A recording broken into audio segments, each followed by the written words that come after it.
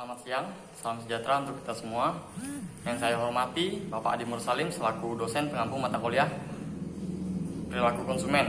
Semoga Bapak sehat selalu dan selalu dalam lindungan Tuhan Yang Maha Kuasa. Perkenalkan, nama saya Riko Beni dengan NIM 1810416712. Pada kesempatan kali ini saya akan menjawab soal UTS mata kuliah Perilaku Konsumen yang diampu oleh Bapak dalam bentuk video record. Baik, langsung saja pada jawabannya. Untuk soal yang pertama, yaitu yang berbunyi apa saja yang dimaksud dengan perilaku konsumen atau consumer behavior menurut 3 ahli. Baik, yang pertama yaitu menurut Angel, Blackwell, dan Minrad. Perilaku konsumen adalah tindakan-tindakan produk dan jasa, termasuk di dalamnya adalah proses keputusan yang mengawali serta mengikuti tindakan pembelian tersebut. Tindakan tersebut adalah terlibat secara langsung dalam proses memperoleh, mengonsumsi, bahkan membuang atau tidak menggunakan suatu produk atau jasa tersebut. Lalu yang kedua yaitu menurut Mowen. Menurut Mowen, perilaku konsumen merupakan aktivitas ketika seseorang mendapatkan, mengkonsumsi, dan membuang barang atau jasa pada saat proses pembeliannya tersebut. Lalu yang terakhir yaitu menurut Schiffman dan Canup. Menurut Schiffman dan Canup, perilaku konsumen adalah suatu proses yang dilalui oleh seorang pembeli dalam mencari, membeli, menggunakan, dan mengevaluasi serta tindakan pada konsumen tersebut pada produk dan jasa maupun ide-ide yang diharapkan dapat memenuhi kebutuhan tersebut. Lalu soal yang kedua yaitu yang berbunyi apa hubungan perilaku konsumen dengan ilmu lainnya, misalnya antropologi, psikologi, sosiologi, ekonomi, dan statistik. Baik, jawabannya adalah dengan mempelajari perilaku konsumen, kita bisa mengetahui psikologi orang dalam membelanjakan uangnya, yang meliputi proses sosiologi, yaitu lingkungannya, antropologi, yaitu tentang budaya warisan nenek moyang, serta ekonomi seperti kondisi keuangan mereka itu sendiri. Lalu perilaku konsumen adalah ilmu yang mempelajari tingkah laku seseorang dalam membelanjakan uangnya. Ilmu ini terlahir karena adanya konsep pemasaran yang dilakukan oleh perusahaan. Sebelum memasarkan produk, produsen selalu mempelajari tingkah laku calon konsumernya melalui dari psikologinya, budaya, kondisi ekonomi, serta lingkungan sosialnya. Lalu manfaat dari mempelajari ilmu perilaku konsumen ini adalah penyusunan strategi yang bauran pemasarannya terhadap target konsumen yang akan dibidik untuk menjadi calon konsumen melalui pemahaman terhadap kondisi biologis konsumen serta penyusunan strategi promosi yang tepat sehingga produsen benar-benar mampu mengenali konsumennya dengan tujuan akhir adalah tercapainya keputusan pelanggan. Pemahaman akan perilaku konsumen adalah hal yang sangat penting karena membantu perusahaan dalam menciptakan nilai unggul dari suatu produk atau jasa yang mereka tawarkan dan menyusun strategi pemasaran yang tepat sehingga dapat memuaskan konsumen. Lalu soal yang ketiga yaitu sebutkan perspektif dan perilaku konsumen. Jelaskan. Baik, ada 3 perspektif riset perilaku konsumen. Yang pertama yaitu perspektif pengambilan keputusan. Di sini konsumen melakukan serangkaian aktivitas dalam membuat keputusan pembelian. Perspektif ini mengasumsikan bahwa konsumen memiliki masalah dan melakukan proses pengambilan keputusan rasional untuk memecahkan masalah tersebut. Lalu perspektif yang kedua yaitu perspektif eksperiensial maksud saya itu pengalaman. Perspektif ini mengemukakan bahwa konsumen seringkali mengambil keputusan membeli sesuatu produk tidak selalu berdasarkan proses keputusan rasional untuk memecahkan masalah yang mereka hadapi. Tetapi konsumen seringkali membeli suatu produk karena alasan untuk kegembiraan, fantasi, ataupun emosi yang diinginkannya. Lalu yang terakhir atau yang ketiga itu perspektif pengaruh behavioral. Perspektif ini mengatakan bahwa seorang konsumen membeli suatu produk seringkali bukan karena alasan rasional atau emosional yang berasal dari dalam dirinya. Namun perilaku konsumen dalam perspektif ini dipengaruhi oleh faktor luar seperti program pemasaran yang dilakukan oleh produsen atau perusahaan, lalu faktor budaya, faktor lingkungan fisik, faktor ekonomi, dan undang-undang, serta pengaruh lingkungan yang kuat membuat konsumen melakukan pembelian itu sendiri. Lalu soal yang keempat, yang berbunyi, sebutkan tahap-tahap dalam proses pembelian keputusan pembelian produk oleh konsumen. Baik, ada beberapa tahap yang harus dilalui dalam proses keputusan pembelian produk. Yang pertama itu tahap pengenalan kebutuhan. Di sini pembeli mengenali adanya masalah atau kebutuhan. Pembeli merasakan perbedaan antara keadaan nyata dengan keadaan yang diinginkannya. Kebutuhan dapat dipicu oleh rangsangan internal, yaitu rangsangan dari dalam diri kita sendiri, dan rangsangan eksternal, yaitu dalam rangsangan dari lingkungan kita sendiri. Pada tahap ini pemasar perlu mengenal berbagai hal yang dapat menggerakkan kebutuhan atau minat tertentu konsumen. Para pemasar itu perlu meneliti konsumen untuk memperoleh jawaban apakah kebutuhan yang dirasakan atau masalah yang timbul. Apa yang menyebabkan semua itu muncul dan bagaimana kebutuhan dan masalah itu menyebabkan seorang mencari produk tersebut. Lalu tahap yang kedua yaitu tahap pencarian informasi. Seorang konsumen yang sudah tertarik mungkin mencari informasi lebih banyak, tetapi mungkin juga tidak.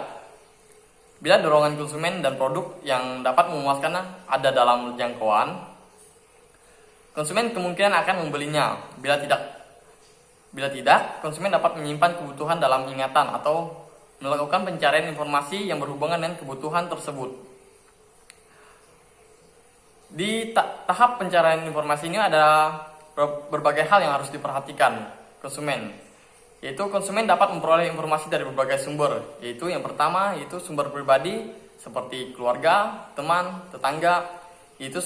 Yang kedua itu sumber komersial melalui iklan, wiranegara, agen, kemasan dan pajangan atau spanduk. Yang ketiga itu sumber publik, itu meliputi media massa, organisasi. Lalu yang keempat itu sumber pengenalan.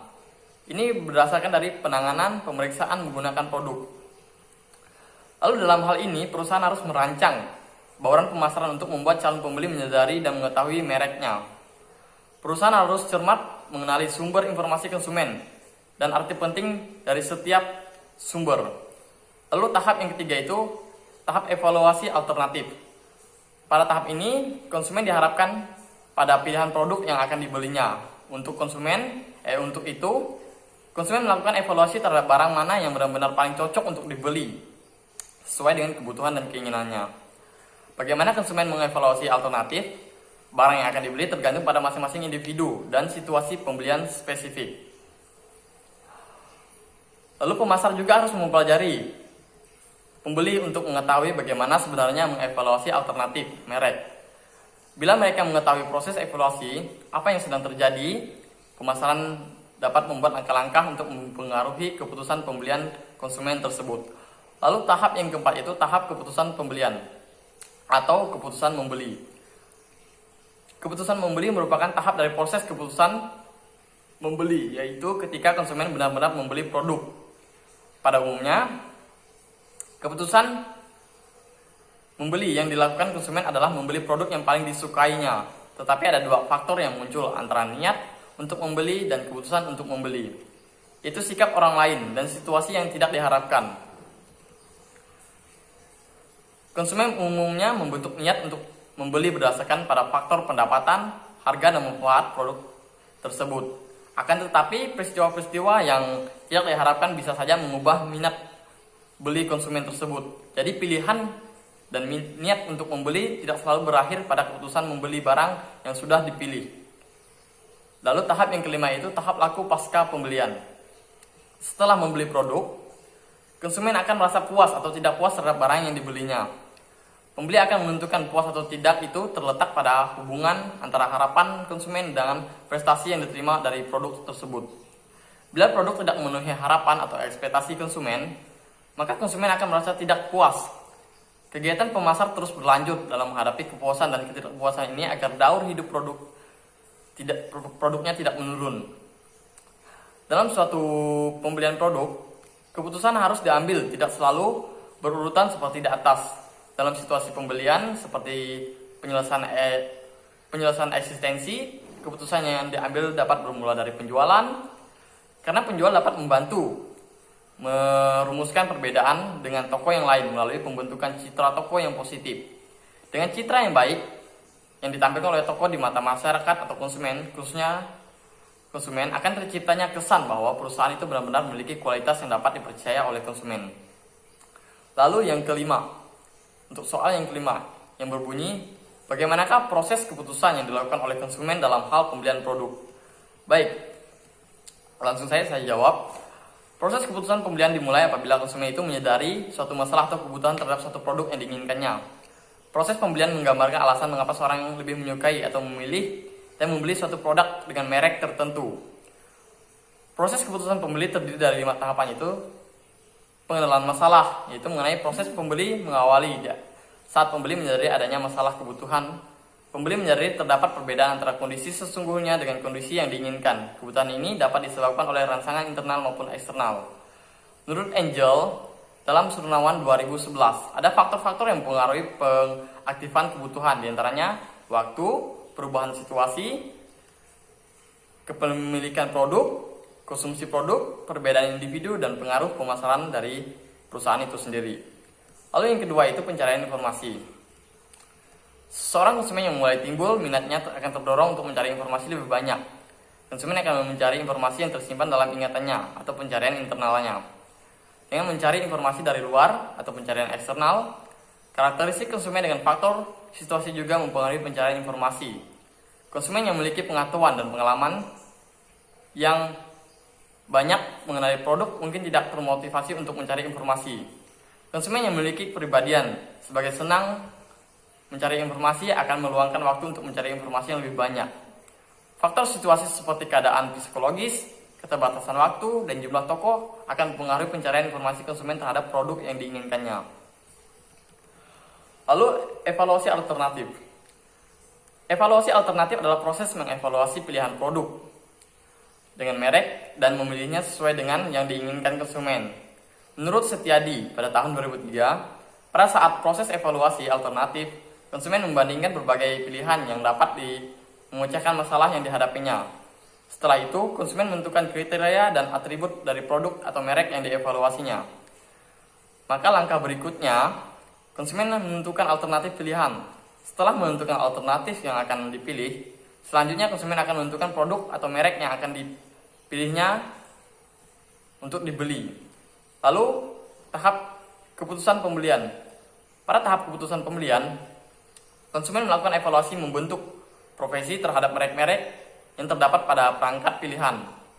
Konsumen mungkin juga membentuk tujuan membeli untuk merek yang paling disukai. Meskipun demikian, terdapat 2 faktor yang mempengaruhi tujuan membeli dan keputusan membeli. Faktor yang pertama adalah faktor sikap orang lain. Sejauh mana sikap orang lain akan mengurangi alternatif. Pilihan konsumen tergantung pada intensitas sikap orang lain tersebut terhadap alternatif pilihan konsumen dan motivasi konsumen untuk menuruti keinginan orang lain tersebut. Tujuan pembelian juga akan dipengaruhi oleh faktor-faktor keadaan yang tidak terduga. Konsumen membentuk tujuan pembelian berdasarkan faktor-faktor seperti pendapatan keluarga yang diharapkan, harga yang diharapkan, dan manfaat produk yang diharapkan. Pada saat konsumen ingin bertindak, faktor-faktor keadaan yang tidak terduga mungkin timbul dan merubah tujuan membeli. Lalu, tahap evaluasi pasca pembelian. Menurut Setiadi, menjelaskan bahwa kepuasan atau ketidakpuasan konsumen pada suatu produk akan mempengaruhi tingkah lakunya.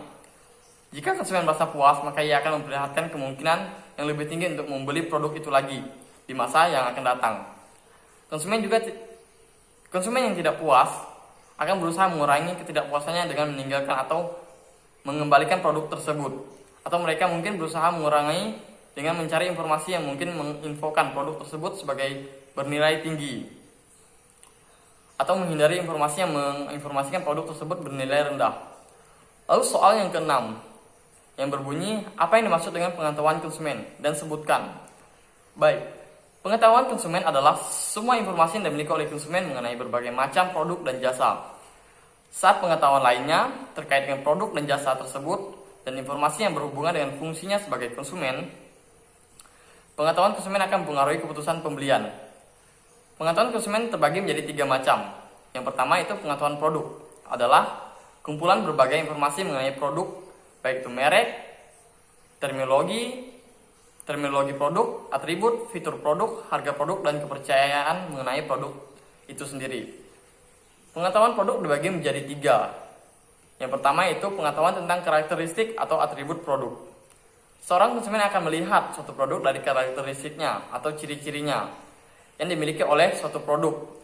Atribut suatu produk dibedakan menjadi atribut fisik dan atribut abstrak. Atribut fisik menggambarkan ciri-ciri fisik dari suatu produk, misalnya ukuran dari handphone Nokia mengenai panjang, lebar, tebal, dan dalam meliputi milimeternya. Sedangkan atribut abstrak itu menggambarkan karakteristik subjektif dari suatu produk berdasarkan persepsi konsumen. Misalnya, seorang akan bangga memiliki mobil BMW dibandingkan mobil lainnya karena lebih mewah. Lalu yang kedua itu pengetahuan tentang manfaat produk. Konsumen akan merasakan dua jenis manfaat setelah mengonsumsi produk, yaitu manfaat fungsional dan manfaat psikososial. Manfaat fungsional adalah manfaat yang dirasakan konsumen secara fisiologis. Misalnya, mengonsumsi air mineral akan menghilangkan haus. Printer laser mempercepat pencetakan dokumen. Manfaat psikologis adalah aspek psikologis dan aspek sosial yang diwariskan konsumen setelah mengonsumsi suatu produk. Misalnya, seorang menggunakan mobil BMW seri yang terbaru sebagai kendaraan pribadi karena orang-orang di sekelilingnya akan mengecapnya sebagai orang yang sukses atau orang kaya. Seorang yang menggunakan parfum merek tertentu karena warnanya nyaman atau merasa nyaman, maka manfaat dari suatu produk dapat dijadikan dasar untuk melakukan segmentasi pasar tersebut sebagai benefit segmentation. Setelah mengonsumsi satu produk, konsumen tidak hanya merasakan manfaat positif, tapi juga manfaat negatif. Manfaat negatif inilah yang disebut sebagai resiko. Konsumen seringkali merasakan manfaat negatif dari suatu produk akibat dari persepsinya mengenai manfaat suatu produk tersebut tidak sesuai dengan ekspektasinya. Hal ini disebut sebagai persepsi resiko. Persepsi risiko terdiri atas risiko fungsi, risiko keuangan, risiko fisik, risiko psikologis, risiko sosial, risiko waktu, dan risiko kehilangan kesempatan. Lalu, pengetahuan tentang kepuasan yang berkaitan dengan produk bagi konsumen. Lalu yang kedua itu pengetahuan pembelian adalah di mana membeli produk dan kapan membelinya. Perilaku memiliki urutan store contact, mencari outlet, pergi ke outlet atau memasuki outlet, product contents, mencari lokasi produk, mengambil dan membawanya produk ke kaisar. Transaction, membayarnya. Lalu yang ketiga itu pengetahuan pemakaian. Membuat suatu produk dapat dirasakan setelah suatu produk dikonsumsi agar mendapat manfaat yang maksimal dan kepuasan yang tinggi, maka produsen perlu mencantumkan saran penggunaan dan pemakaian suatu produk sehingga produk berfungsi dengan baik. Lalu soal yang ketujuh yaitu jelaskan apa yang dimaksud dengan perilaku afensi dan kognisi dalam perilaku konsumen. Afeksi sendiri merujuk pada perasaan konsumen terhadap satu stimuli atau kejadian. Misalnya, apakah konsumen tersebut menyukai sebuah produk atau tidak. Kognisi mengacu pada pemikiran konsumen, misalnya apa yang dipercaya konsumen dari suatu produk tersebut. Afeksi dan kognisi berasal dari sistem yang disebut sistem afeksi dan sistem kognisi. Meskipun berbeda, namun keduanya memiliki kaitan yang sangat kuat dan saling mempengaruhi. Manusia dapat merasakan 4 tipe respon efektif: emosi, perasaan tertentu, suasana hati atau yang sering disebut dengan mood, dan evaluasi.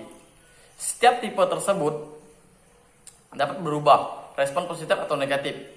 Keempat sistem afeksi ini berbeda dalam hal pengaruhnya terhadap tubuh dan intensitas perasaan yang dirasakan. Semakin kuat intensitasnya, maka semakin besar pengaruh perasaan itu terhadap tubuh. Misalnya, terjadi peningkatan tekanan darah, kecepatan pernapasan, keluarnya air mata, atau rasa sakit di perut bila intensitasnya lemah, maka pengaruh pada tubuh tidak akan terasa. Sistem konduksi terdiri dari 5 proses mental, yaitu memahami, mengevaluasi, merencanakan, memilih, dan terakhir itu berpikir. Proses memahami adalah proses mengintersepsi atau menentukan arti dari aspek tertentu yang terdapat dalam sebuah lingkungan.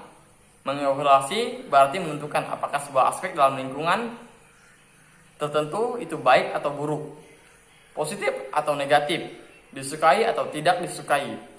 Merencanakan berarti menentukan bagaimana merencanakan suatu masalah untuk mencapai suatu tujuan. Memilih berarti membandingkan alternatif solusi dan dari sebuah masalah dan menentukan alternatif terbaik. Sedangkan berpikir adalah aktivitas kognisi yang terjadi dalam keempat proses yang disebutkan sebelumnya. Fungsi utama dari sistem kognisi adalah untuk mengintersepsi, membuat akal dan mengerti aspek tertentu dari pengalaman yang dialami oleh konsumen. Fungsi kedua adalah memproses intersepsi menjadi sebuah teks kognitif, seperti mengidentifikasi sasaran dan tujuan, mengembangkan dan mengevaluasi pilihan alternatif untuk memenuhi tujuan tersebut, memilih alternatif dan menggunakan alternatif tersebut. Besar kecilnya intensitas pada proses sistem kognitif berbeda-beda tergantung konsumennya, produknya, atau situasinya. Konsumen tidak selalu melakukan aktivitas kognisi secara ekstensif. Dalam beberapa kasus, konsumen bahkan tidak berpikir sebelum membeli sebuah produk. Lalu soal yang ke-8, yaitu jelaskan sejauh mana katalog dapat mempengaruhi perilaku konsumen. Jawaban Anda harus didukung oleh jurnal penelitian yang didapat dari Google. Baik, katalog dapat mempengaruhi perilaku konsumen jika produk yang dipromosikan disajikan dalam gambar-gambar yang menarik, sehingga akan menimbulkan minat konsumen untuk mengetahui lebih detail tentang produk yang bersangkutan. Dengan begitu, konsumen tertarik untuk membeli produk yang diiklankan dalam katalog tersebut. Lalu pembahasannya, desain iklan sangat berpengaruh terhadap minat beli konsumen. Dalam katalog itu biasanya terdapat informasi mengenai keunggulan produk atau program promosi yang sedang berlangsung. Selain itu, juga menyertakan karakteristik produk seperti ukuran produk, bahan, warna, cara penggunaan, dan sebagainya. Pemberian informasi yang detail akan menarik konsumen terhadap minat beli. Promosi merupakan suatu bentuk komunikasi pemasaran. Komunikasi pemasaran adalah aktivitas pemasaran yang menyebabkan informasi mempengaruhi untuk melakukan pembelian dan mengingatkan masyarakat untuk melakukan pembelian ulang atau loyal terhadap suatu produk. Promosi menurut Trino ada tip tono, ada 5 elemen, yaitu iklan, promosi penjualan, public relation, personal selling, dan direct marketing. Yang banyak dilakukan oleh pemasar adalah direct marketing, di mana sistem pemasaran ini bersifat interaktif. Manfaatnya, satu atau beberapa media iklan untuk menimbulkan respon. Untuk link jurnal akan saya tampilkan di kolom komentar di bawah video ini. Lalu yang 9, soal yang ke-9 yang berbunyi, sebutkan kriteria apa saja yang digunakan untuk menentukan produk apa yang akan Anda beli dan bagaimana proses pengambilan keputusan pembelian oleh Anda. Baik, kriteria yang digunakan untuk memutuskan produk yang akan dibeli yaitu mengenai harga, lokasi, keragaman dan mutu barang, fisik swalayan, iklan, promosi penjualan, perumahan niaga, dan pelayanan. Proses pengembalian keputusan pembelian oleh Anda itu mengenali pengenalan masalah, menyadari adanya masalah kebutuhan terhadap produk yang akan dibeli, menyadari terdapat perbedaan antara kondisi yang sesungguhnya dan kondisi yang diinginkan. Mencari informasi tentang produk adalah acuan untuk membeli produk. Informasi yang diperoleh biasanya dari mana saja. Evaluasi alternatif, mengevaluasi pilihan produk dan merek dan memilihnya sesuai dengan yang diinginkan. Penilaian atas produk, mencari manfaat tertentu dari solusi produk sebagai sekumpulan atribut dengan kemampuan yang berbeda-beda dalam memberikan manfaat yang digunakan untuk memuaskan kebutuhan. Keputusan untuk membeli melakukan evaluasi, membentuk persepsi terhadap merek-merek yang terdapat pada perangkat pilihan. Membeli merek yang paling disukai. Evaluasi pasca pembelian setelah membeli produk konsumen akan merasa level kepuasan atau ketidakpuasan tertentu. Harapan pembeli atas produk dengan kinerja yang diberikan pembeli atas produk tersebut. Jika kinerja produk tersebut rendah daripada harapan, maka pelanggan akan kecewa. Jika ternyata sesuai dengan harapan pelanggan akan merasa puas. Dan jika melebihi harapan, pembeli akan sangat puas. Dan kepuasan dan ketidakpuasan terhadap suatu produk akan mempengaruhinya. Lalu soal yang ke-10, yaitu tentang menurut Anda, bagaimanakah jaringan sosial seperti Facebook dan Twitter dalam menjaring konsumen untuk membeli produk yang dipasarkan melalui jaringan sosial tersebut? Media sosial merupakan cara paling efektif untuk meningkatkan consumer engagement terhadap produk atau jasa melalui website. Website perusahaan maupun akun di Facebook, Twitter, Instagram, dan berbagai media sosial lainnya berguna untuk membangun relasi dengan pelanggan. Desain serta konten yang ditampilkan harus memprestasikan brand, menarik, dan sesuai dengan kebutuhan mereka atau pelanggan. Pelanggan yang jatuh cinta dengan konten akan terus mengunjungi situs dan mempromosikannya kepada orang lain. Bisnis akan lebih dikenal masyarakat melalui media sosial yang mereka akses. Salah satu agensi digital marketing Amerika Serikat menyebutkan bahwa 78% usaha kecil menarik pelanggan baru melalui media sosial. Sementara berdasarkan dari data eMarketer, sejumlah 33% konsumen menggunakan media sosial untuk melakukan pencarian maupun jasa baru. Lebih menarik lagi, konsistensi mengupload konten yang dilakukan ternyata dapat meningkatkan brand awareness terhadap bisnis yang dijalankan. Fleksibilitas akses informasi merupakan kelebihan media sosial dibandingkan dengan media yang lainnya yang cenderung kurang fleksibel dalam proses promosi. Melalui media sosial, kita dapat mengakses informasi apa saja, kapan saja, dan di mana saja saat kita membutuhkannya. Kita juga bisa memantau aktivitas pelanggan, mengamati kompetitor, dan mengakses informasi mengenai cara-cara pembangunan usaha sebagai strategi berikut. Memberikan peluang untuk membuka jaringan bisnis seluas-luasnya secara global. Facebook adalah platform yang menjanjikan sebagai media yang saat ini menghubungkan kurang lebih dari 2 miliar pengguna di seluruh dunia. Facebook telah tumbuh dari sebuah situs web sederhana menjadi web multiface dan platform mobile yang memungkinkan siapapun dapat terhubung dengan keluarga, selebriti, organisasi, bisnis berkat fitur page. Selain itu, Facebook juga berperan penting dalam viralitas penyebaran foto, video, update penting perusahaan ke seluruh penggunanya. Selain Facebook, Twitter merupakan media yang memungkinkan untuk berbagi update teks singkat, minimal 140 karakter atau kurang, mengirim link video, gambar, jejak pendapat, dan banyak lagi penggunaan dari Twitter. Twitter juga merupakan saluran paling efektif untuk memungkinkan konsumen berkomunikasi dengan produsen perihal produk yang ditawarkan. Lalu soal yang ke-11 itu tentang mengenai sebuah video yang melalui link. Terdapat 2 video. Lalu saya akan meresponnya. Untuk video berdasarkan video di atas, saya akan merespon dari yang pertama, yaitu video yang pertama. Video yang A itu berjudul tentang drama perilaku konsumen dan faktor yang mempengaruhi perilaku konsumen. Untuk video yang kedua itu tentang perilaku konsumen. Lalu pertanyaanlah, siapa pembicara dalam video A di atas dan dari mana pembicara tersebut? Dan siapa pembicara dalam video B di atas dan dari mana asal pembicara tersebut?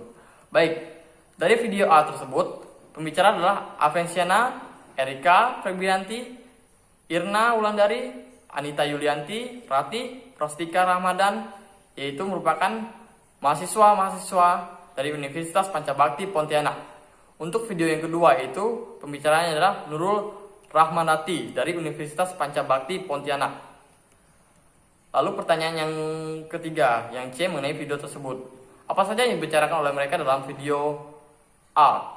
Baik, dalam video A tersebut atau video yang pertama itu mengenai faktor budaya mempunyai pengaruh yang paling penting dan paling luas mendalam terhadap perilaku konsumen. Pemasar harus memahami peran-peran yang dimainkan oleh kultur, subkultur, dan kelas sosial pembeli. Masyarakat pada umumnya memiliki 3 tingkat kelas sosial, yaitu kelas atas, kelas menengah, dan kelas bawah. Konsumen pada kelas berbeda akan memiliki perilaku pembelian yang berbeda juga. Faktor sosial seseorang konsumen dapat dipengaruhi oleh faktor-faktor sosial seperti perilaku kelompok acuan atau kelompok referensi, keluarga, serta peran dan status sosial dari konsumen tersebut. Faktor pribadi itu mengenai keputusan seorang pembeli juga dipengaruhi oleh karakteristik pribadi, yaitu meliputi usia pembeli dan tahap siklus hidup pembeli, pekerjaan, kondisi ekonomi, gaya hidup, serta kepribadian dan kondisi ekonomi pembeli tersebut. Yaitu yang terakhir itu faktor psikologis, yaitu meliputi pilihan pembeli seorang dipengaruhi pula oleh 4 faktor psikologis utama, yaitu motivasi, persepsi, pengetahuan, serta keyakinan dan sikap pelanggan terhadap suatu produk yang diinginkannya. Lalu pertanyaan yang keempat mengenai video tersebut. Apa saja yang dijelaskan oleh pembicara dalam video kedua? Jelaskan. Baik, yang dijelaskan dari video tersebut kedua adalah tentang suatu kegiatan yang bertujuan mengurangi atau menghabiskan daya guna suatu benda, baik berupa barang maupun jasa, untuk memenuhi kebutuhan dan kepuasan secara langsung, yang bertujuan memenuhi kebutuhan memperoleh keputusan semaksimal mungkin atas penggunaan barang dan jasa yang dikonsumsi. Perilaku konsumen adalah perilaku yang ditunjukkan melalui pencarian, pembelian, penggunaan, pengevaluasian, dan penemuan produk jasa yang diharapkan serta dapat memuaskan suatu kebutuhan mereka. Faktor-faktor yang mempengaruhi perilaku konsumen yaitu meliputi pendapatan, selera, status sosial, gaya hidup, budaya, harga barang, jumlah, produk dugaan masyarakat yang akan mempengaruhi harganya. Macam-macam perilaku konsumen. Ada perilaku rasional seperti mengonsumsi suatu produk sesuai dengan pendapatan, mengonsumsi suatu produk yang terjamin kualitasnya, mengonsumsi produk yang memberikan kegunaan yang optimal dan dapat digunakan dalam jangka waktu yang cukup lama. Dan perilaku irasional seperti pembeli akan membeli karena ada bonus pembelian, membeli karena ada potongan produk, membeli karena adanya ketertarikan terhadap merek, membeli karena ada tertarik pada iklan produk tersebut, ada juga membeli karena ikut-ikutan. Tindakan konsumen dipengaruhi oleh tingkat pendidikan, karena semakin tinggi tingkat pendidikan konsumen, maka cenderung semakin rasional pilihan yang dibuatnya. Kemudian tingkat kedewasaan, semakin dewasa seorang konsumen maka cenderung semakin bijaksana dalam mengambil keputusan pemilihan yang dibuatnya. Kematangan emosional konsumen yang mampu mengendalikan diri, tidak tergesa-gesa dalam mengambil keputusan, dapat berpikir jernih dan juga teliti dalam memilih sehingga cenderung lebih rasional dalam mengambil keputusan dan keputusan. Lalu pertanyaan yang kelima yaitu tentang video tersebut. Apa yang Anda dapat pelajari dan yang Anda dapat dari menonton video yang pertama dan kedua di atas? Baik, dari video yang pertama dan kedua yang setelah saya tonton, saya dapat mengetahui faktor-faktor apa saja yang mempengaruhi perilaku konsumen dan macam-macam perilaku konsumen tersebut. Manfaat bagi saya sebagai pemasar adalah dalam memasarkan produk, kita dapat mengetahui faktor dan perilaku konsumen dalam membeli produk maupun jasa yang dipasarkan oleh perusahaan kita. Sekian jawaban UTS dari saya. Mungkin ada kekurangan, saya mohon maaf. Terima kasih atas waktunya. Selamat siang.